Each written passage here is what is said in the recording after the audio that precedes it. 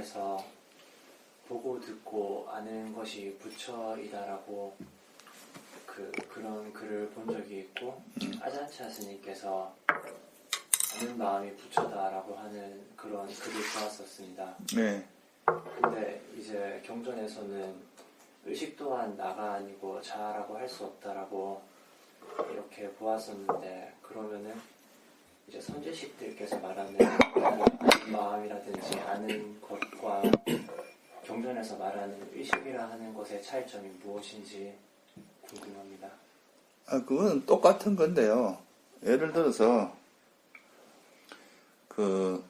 제 아는 마음이 부처다. 꼭 마음이 곧 부처다. 옛날에 심적불인이 이런 말을 많이 했거든요. 조사하면서. 그거는 뭐냐 하면은, 그러니까 이제 부처라고 하는 게 이제 두 가지 형태가 있는데요. 깨달음을 얻고 나서 이제 죽음을 맞이하기 전까지 상태가 있고, 이제 죽음을 맞이하고 나서 이제 완전히 그 모든 것이 정리되고 열반에 드는 그런 더 이상 태어나지 않는 그런 상태가 있는데, 보통 이제 탐진치가 완전히 소멸되고 나면 그때부터는 내가 지금 현재 탐진치가 소멸됐다고 해서 당장 열반에 드는 게 아니라 수명이 남아있는 동안에는 이렇게 내 몸을 유지하면서 법문도 하고 뭐 이러는 시간이 있잖아요. 그런 시간을 유여열반이라고 해요. 남은 게 있다. 근데 이제 그 아라한이 죽음을 맞이하게 되면 더 이상 오온도 이제 생기지 않고 하는 그런 걸 무여열반이라고 하는데, 그래서 그 탐진치가 소멸한 그 아라한의 마음 상태는 거기서 뭐라고 할 게 아무것도 없잖아요. 그냥 그때부터는 이분들이 하는 건 다 이제 소위 말해서 작용만 한다 그럴까? 아무것도 걸림이 없고 더 이상 업도 짓지 않는 완전히 보통 사람들과 다른 마음 상태가 되는데, 그런 상태가 되고 나면 새로운 업을 짓지 않고 가래가 소멸되었기 때문에 이분들은 수명이 끝나고 나면 더 이상 태어나지 않는 이제 그런 완전한 열반을 실현하게 되겠죠. 그죠? 그래서 이 아라한이 된 아라한의 마음 상태를 부처라고 말할 수도 있어요. 그러면 아라한이 된 상태에서는 보고 듣고 맛보고 하는 이 행동 자체가 전부 그 부처의 마음이다 이렇게 봐도 과언이 아니거든. 그래서 그렇게 표현하는 거예요. 다만 탐진치가 없는 마음 상태를 그렇죠. 표현을 하신. 그렇죠. 그게 이제 탐진치가 없어진 상태는 그 아라한의 마음 상태는 이제 일반 그 성자들 중에서 아나함이나 이런 상태하고도 달리 완전히 탐진치가 소멸된 분들의 마음을 그냥 단지 작용만 한다.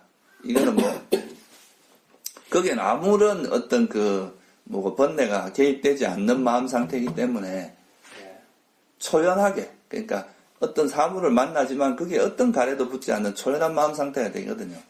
그렇게 되면 이미, 그러니까 이제 수명 남은 동안 기다리는 거지 이미 부처가 된 거나 똑같아요. 근데 그런 보통 아는 마음이라고 했을 때 그런 계속 연결되는 이제 아는 마음이 그것이 계속해서 연결된다는 식으로 근데 그거는 초기 경전의 가르침에 따르면 이제 좀 잘못된. 그래서 그 뒤에 있는 요 아는 마음은 변치 않고 요것이 바로 진하고 이게 진짜 성품이고 막 이렇게 이야기하는데, 그거는 그 초기 경전의 가르침하고 좀 맞는 이야기예요. 초기 경전에서 나오는 것들은 안식, 비식 이런 식으로 계속해서 그게 지금은 의식하지 못하지만은 이게 알갱이 같은 그런 성질이 있는 겁니까? 알갱이라기보다는 어떤 마음이 일어났다가 그 마음이 어떤 역할을 하고 나면 사라지잖아요.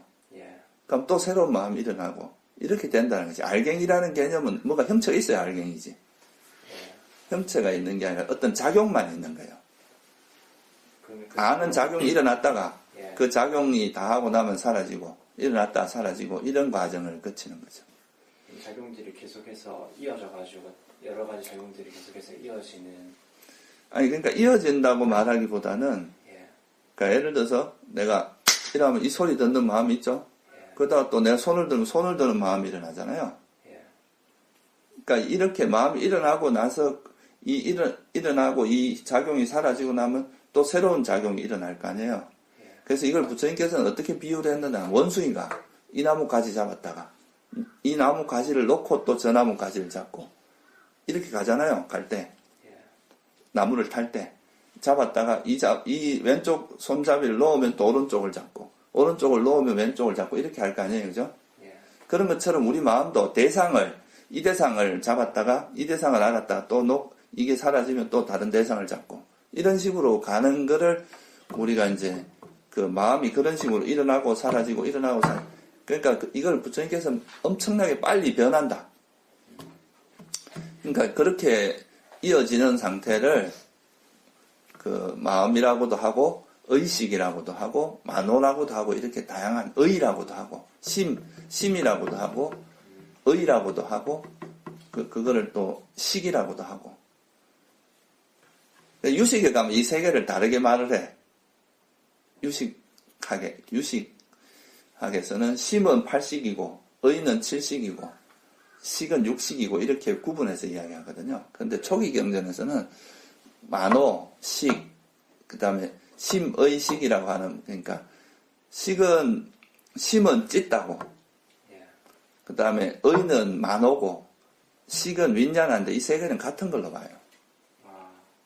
이름은 다른데 네, 그러니까 이제 오온을 말할 땐 식으로 말하고요. 우리 존재를 구성하는 한 요소를 이야기할 때는 식으로 식으로 표현하고, 그 다음 육처에서 이제 어떤 그 마음의 대상을 인지하는 감각의 그런 기능의 역할을 할 때는 의로 보통 표현하고요. 어떤 정신현상을 주도하는 그런 쪽으로 볼 땐 마음으로 표현하고, 뭐, 그냥 표현이 다른데 같은 뜻으로 보죠. 그거의 이제 공통된 특징은 대상을 아는 작용이라는 거. 그러면은 그게 어떤 현상에 대해서 그러니까 역할만 다를 뿐이라는 말씀이신 그렇죠. 건가요? 그러니까 내가 예를 들어서 네. 나를 네. 내가 스님이라 할 때도 있고 네. 남자라 할 때도 있고 인간이라 할 수도 있고 네.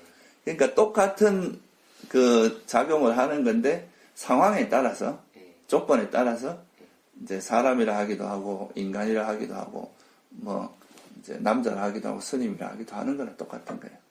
저는 조금 이게 헷갈렸던 게 눈이나 이제 그러니까 다른 식 같은 경우는 뭐 형상이랑 눈이 확연히 구별이 되잖아요. 근데 이제 마누라보다 하고 식이라고도 하고 그거는 이게 이름이 분명히 다른데 구별이 잘 안 되는 그렇죠. 그럼 같은 거예요. 그럼. 같은 건 예. 같은 건데 이름만 다르고 예, 상황에 따라서 역할에 따라서 다르게 이야기하는. 그리고 실제로 뭐 이거 안식이라고 하는 것도 결국은 그게 대상을 아는 건 다 마음이에요. 다 마음인데 예. 단지 눈을 통해서 아는 눈을 통해서 형상을 아는 그걸 특별히 그냥 안식이라고 이름 붙이는 거지. 아는 작용을 하는 건 다 동일하게 마음이고 식이고 만호인데 예. 그러니까 부처님께서 이걸 비유를 또 어떻게 멋지게 해야 할까? 그 똑같은 불인데 나무를 통해서 생긴 불은 그냥 뭐라 그럽니까? 모닥불 뭐 이렇게 해요. 연탄은 연탄불, 뭐 기름은 기름불, 그다음에 뭐 소똥으로 하면 소똥불 이렇게 하는 거 다 똑같다는 거지. 다 불은 불인데 그렇죠. 다 식이작용을 하는 거예요, 그게 다. 근데 단지 눈을 통해서 우리가 뭔가를 알았을 때는 안식이라고 하고, 귀를 통해서 알았을 때는 이식이라고 하고, 그렇게 하는 거지. 전부 다 식이작용하는 거예요. 그렇다면은 이제 호흡을 보고 있다가도 이제 뭐 빛이 밝아진 게 느껴졌다거나 뭐 소리가 들렸다거나 그런 게 있잖아요. 그러면 엄밀히 얘기하면은 그게 그때는 그러니까 딱 그런 아르마리가 일어났을 때는 호흡에 주의가 안 가 있는 거. 그렇죠.